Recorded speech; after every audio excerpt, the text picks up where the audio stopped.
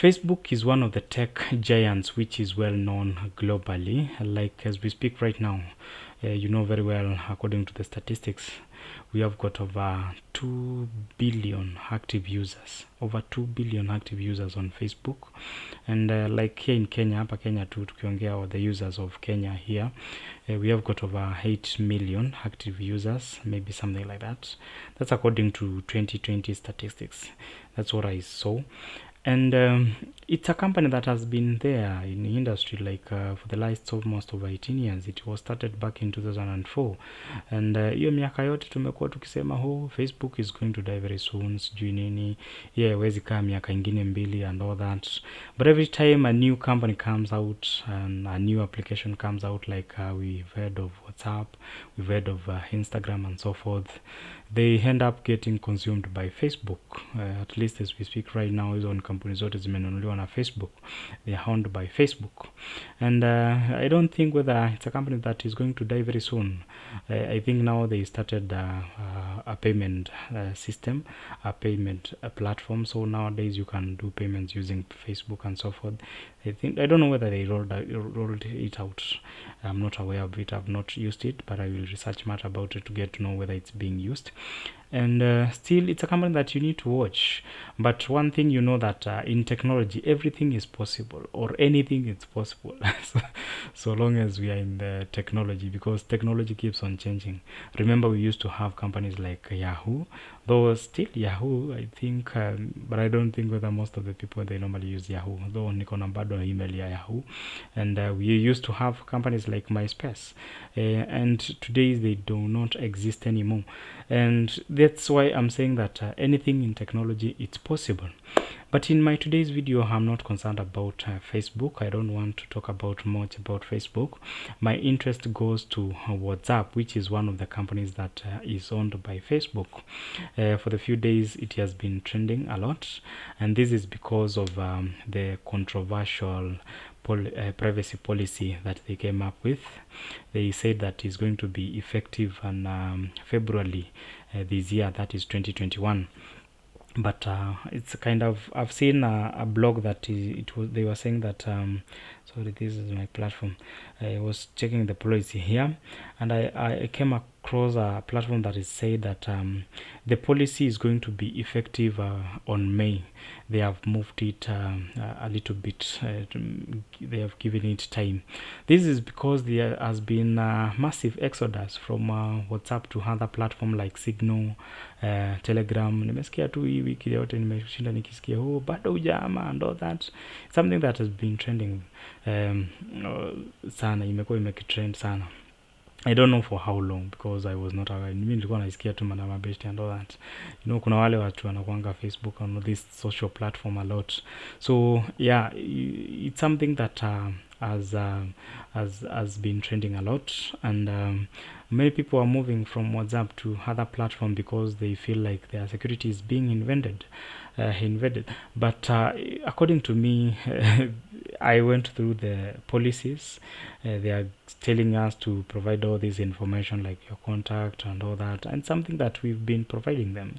Only that they have been telling us there is end-to-end encryption, which still remains, but they want to kind of make use of this information, and is something that most of the people feel like it's their privacy being invaded.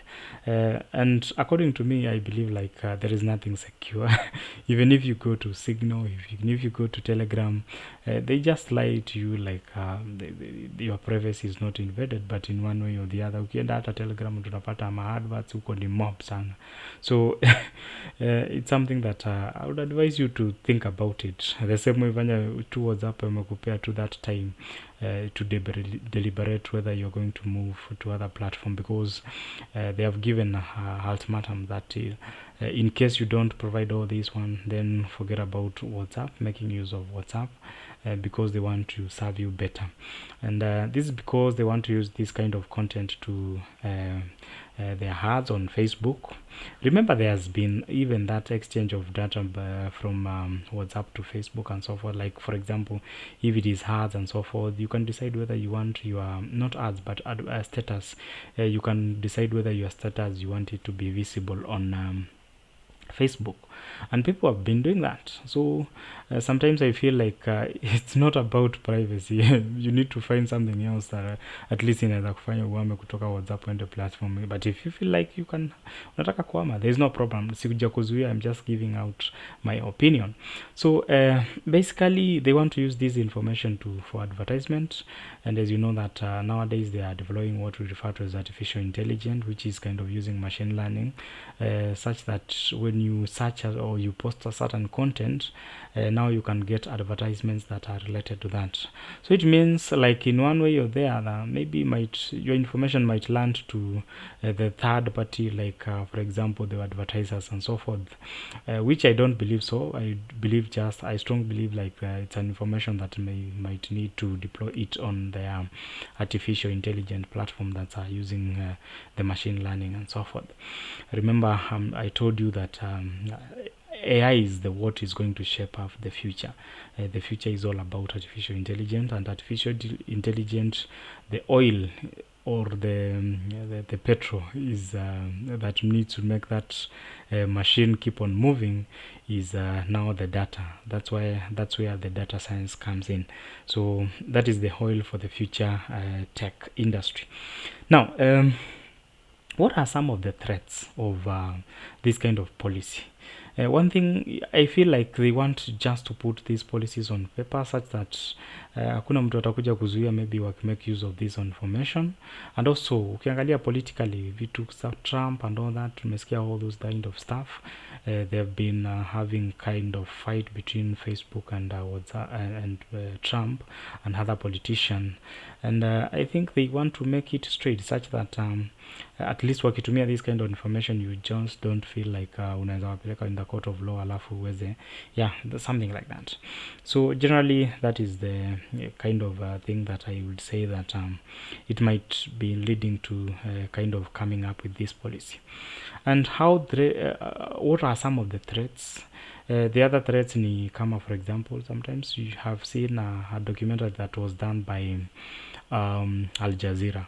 They was talking about extrajudicial killing.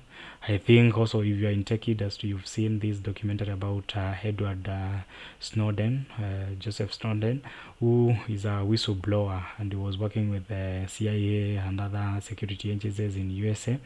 And he talked much about security, and he told us that you are never secure. That is one thing you need to know. Like for example, hata usiseme ni smartphone ati juu iko na GPS and so forth, inaweza kulocate mahali uko and all that. No, it's not about that. Like you need just to ask yourself a basic question. How come hata ukipigiwa simu tu, hiyo simu haiendi kwa mtu mwingine? Ni kama nikiitana tu Eric, mbona niitike mimi mwenyewe? Because I'm only the Eric. Why come like the same way nikipiga namba ya simu na nimepiga na simu yako, mbona yako iitike? Mbona yako ilie? Something like that. That's something you need to ask yourself. So it means your mobile phone, it always communicates with the nearest tower which is near you. So it's something that we don't feel like we don't need to think about. It's more about privacy and so forth. So that is it. So the threat about this one is all about extrajudicial killing. You can talk about things like the government or maybe a social media kind of thinking of how it can shape up your life, your behavior. Like if you know, like of late hapa Kenya umeona those things that have been happening. Mtu anaamuka anasema sijui maybe like the guy who killed the family, and alafu anaanza kusema sijui he was inspired by some of these series that tunawatch. Sijui you have heard about another game, sijui bado inafanya ABCD. I'm not more in games and so forth, but to be honest, it's something that is happening. Remember, when you consume a certain thing, in most cases you realize that you don't get to realize that the reality part of it. Like sometimes hata naonanga tu maybe nikiona mtoto venye anafanya akicheza game, hata zile maswali sometimes ananiuliza, naona okay, there is the difference between the reality and what these kind of young guys are consuming. So you need to watch out, at least uweze kujua nini una access. So it's something which is not going very well, and we need to check about it. But if we talk about the policy, I don't feel like just kutoka kwa sababu ya tumeambiwa your privacy is being invaded, something that it's not like that. Actually ukihamia to other sites like for example Telegram, you'll find it Yeah, Telegram is far much worse than as you think, because maybe sometimes unakuanga blinded by maybe kuambiwa maybe there is end-to-end encryption, but at the end of the day this message goes to their server, from their server to the other, to your mobile to the recipient mobile phone, alafu ikifika kwa to the recipient ndio inakuwa encrypted, inakuwa decrypted. So when you send, it goes to like WhatsApp server, where there it's encrypted, and then when it goes to you, the recipient phone, it gets decrypted. So if I have the capability to create the encryption key, why the encryption, and at the same time I also have the ability to create the decryption key, what makes me not to open the messages and read them? So it's just a way of making it legal, at least to make use of this kind of data. So ukienda kama Instagram utapata kuna a lot of pornography content which is moving there. There is a lot of evil things which is out there. So I would not advise you to make use of that. Personally, I have an account with Telegram, and yes, I talked about it. I don't know whether nimesema Instagram au nisema nani, but I hope nimesema Telegram. So Telegram is out there, and yeah, I normally use it widely to send what we refer to as what do we call them, WhatsApp ama bulky zile vitu, you can't like we have the limit for sending something on WhatsApp if it's a document and maybe size ni kubwa. You'll realize that in Telegram hakunanga ile, hata kama space inakupeanga bigger space compared to, like there was a time I happened to send someone an operating system. I also happened to send another software like Visual Basic, QuickBooks. Kuna watu hata nimetumia through that, because sometimes you might end up telling someone download kitu na ajui maybe how to do it, and it becomes a challenge. So yeah, sometimes to send through that inakuwa rahisi kwake hata kudownload, na alafu anakuwa nayo throughout. So yeah, so don't think ukienda tu kwa Telegram hati everything is going to be on a silver platter. No, it's not going to be like that.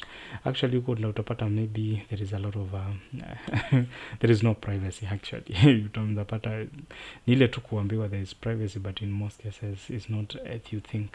Just what I would advise you, be yourself. At least be open. That's how the life is, and you realize that everything goes very well with you. At least we mambo ya mali utapitana na government, it's good to avoid. I know things like killing of human activists zinaweza happen because of that. I happened to see that documentary in Al Jazeera, as I said, and it was not a nice thing to have your privacy invaded, though it's something that we need to understand we are living with, na iko na inaendelea. Unaona Museveni yeye ameziba internet. Anyway, that is it, and that's how life is. And check that documentary about Edward Snowden, so that you can get to learn much about these things. Utaelewa tu hii dunia venye inasonga, and continue learning the policies. So as we speak, WhatsApp wamesema tutapostpone mpaka hapo May. So kama May unaendelea kuitumia, basi there is no problem, just feel free to provide the information and move on. Have YouTube, not YouTube but Facebook ita shape up your advertisements. Utakuwa unapokea advertisement mzuri kulingana na zile content una share. So if it's bad content, expect the same advertisements for something like that. And the problem with it is that she can access your contacts and so forth. So if you are my friend and you consume a different quantity, not commodity, and like you consume a lot of pornographic content, I might start, or your contacts, fellow contacts on your mobile phone guys might end up getting the same kind of advertisements and so forth. Alafu watu anze kushindwa what is happening and so forth. So yeah, so that is it, and I hope at least you'll decide where you want to lie, and yeah, that is it. And the last thing I always keep on asking you is to give the video thumbs up, and again, make sure you share to as many people as you can. Again, make sure you subscribe I also advise your fellow friends to subscribe, especially the guys who in campus. Still keep on sharing this kind of thing. Nyinyi ndio mnaweza support this channel sana sana, because hapo mnaikuanga mna share hizi link faster. So do that, share to as many people as you can. Again, for the guys who might need to learn something new in this year 2021, feel free to visit our e-learning platform, that is codestar.co.ke. You will learn a lot. So thank you guys, and see you on the next video.